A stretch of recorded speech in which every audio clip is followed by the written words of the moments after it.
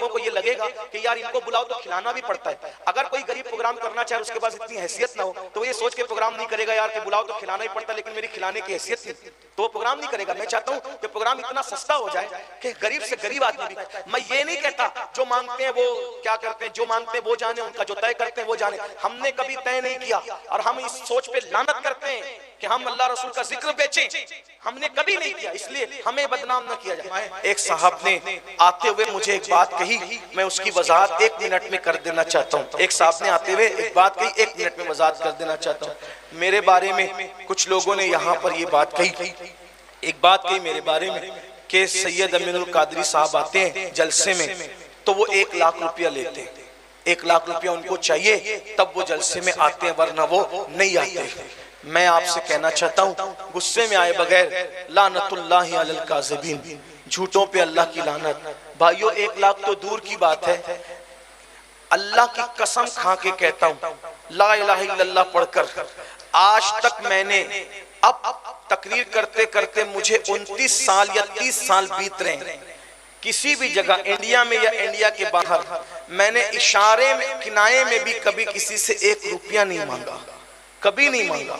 किसी ने जब वो तोहफतन कुछ दे दिया तो लेकर के चला गया, मैंने कभी खोल के भी नहीं देखा कि क्या दिया। अब लोग मेरे बारे में इस तरह की बातें फैलाते हैं, मेरे नाम पर पैसा इकट्ठा करते हैं, जमा करते हैं, खुद खा जाते हैं। मैं अल्लाह रसूल को गवाह बना के कहता हूँ कि मैंने कभी किसी से कुछ नहीं मांगा है, कभी कुछ नहीं तलब किया है, और अल्लाह से दुआ करता हूँ मैं अपनी कौम से क्या मांगू।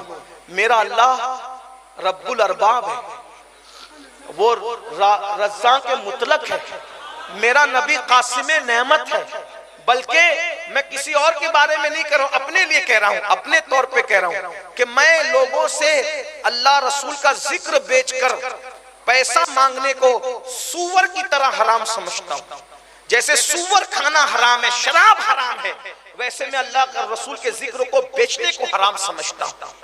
मैंने कभी नहीं मांगा किसी से, इशारा भी नहीं किया, बल्कि किसी ने अगर दे दिया तो मैंने उसको सुन्नत समझकर ले लिया, गिना भी नहीं, कभी देखा भी नहीं। वैसे ही घर गए, उसको कभी गिना भी नहीं। कोई मुझे बता नहीं कि मैं किसी के बारे में नहीं बता सकता हूँ कि वहां गया था तो इतना मिला था, नहीं, क्योंकि मैं सब एक साथ इकट्ठा कर लेता हूँ, जमा कर लेता हूँ ताकि गिनूं नहीं। क्यों नहीं गिनता? इसलिए नहीं गिनता कि आइंदा फोन आएगा, समझ लो फोन आएगा और मैं गिना हुआ रहूंगा तो मुझे मालूम रहेगा कि फैजी साहब ने ज्यादा दिया, सादिक साहब ने कम दिया। जब दोनों का फोन एक साथ आएगा, हमें तारीख चाहिए, तो मेरी तबीयत किसकी तरफ माइल होगी? जिसने ज्यादा दिया उसकी तरफ माइल होगी। तो इसलिए मैं नहीं गिनता कि मुझे जब पता ही नहीं रहेगा किसने कितना दिया। और जब मेरी तबीयत ज्यादा देने की वाले की तरफ माइल होगी तो बोलो मैं जिक्रुल्लाह करने के लिए गांधी जिस पे छपा है उसके लिए गया कि रसूलुल्लाह के लिए गया? किसके लिए गया?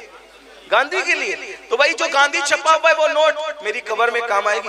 बच्चे मजा करते, बच्चे औलाद मजा करती है, बाप को जवाब, जो कमाता उसको जवाब देना पड़ता है। मैं ये नहीं कहता जो मांगते हैं वो क्या करते हैं, जो मांगते हैं वो जाने, उनका जो तय करते हैं वो जाने। हमने कभी तय नहीं किया और हम इस सोच पे लानत करते हैं कि हम अल्लाह रसूल का जिक्र बेचें, हमने कभी नहीं किया, इसलिए हमें बदनाम न किया जाए, वरना हम आपके इलाके में नहीं आए, याद रखना। क्योंकि तकरीर हमारा पेशा नहीं है, बल्कि ये बात भी मैं आपको बता दूं, जहां तारीख सिर्फ मैं देता हूं वहां भी मैं टिकट का पैसा पहले नहीं मंगाता किसी से। मैं कहता हूं कि अगर मैं नहीं आ सका तो फिर तुम्हारा पैसे का जिम्मेदार कौन हो? जब मैं आऊंगा तभी मुझे टिकट का पैसा भी देना।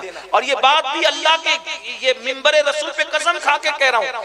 कभी कभी तो बाज लोग टिकट का पैसा देते हैं, कभी ये कहते हैं अकाउंट नंबर दे दो हम बाद में दे देंगे, फिर उनका बाद कभी आता ही नहीं। कुछ है वो सब नहीं करते ऐसा, बल्कि जहां जाते हो सब मोहब्बत ही देते हैं। और ये भी कहूं, मैं खुश होकर कहूं अल्हम्दुलिल्लाह, मांगने वालों को लोग जितना नहीं देते, बिन मांगे मुझे उससे ज्यादा भी देते हैं। ये भी कह रहा हूं मैं आपसे, ये भी कह रहा हूं। लेकिन कुछ ऐसे है कि कभी किराया भी नहीं दिया, फिर लोग मुझे क्यों बदनाम? लोग कहते हैं वजात करें, वजात में कहां वजात करूं जाकर के, किस किस से वजात करूं जाकर के। लेकिन मेरा दिल आज बहुत दुखा कि मुझे ये कहा गया कि आपने 1 लाख रुपये 50,000 आप पहले मंगा लिए, 50,000 बाद में आप लेने आए। एक अल्लाह के बंदे, मैंने ऐसा नहीं किया।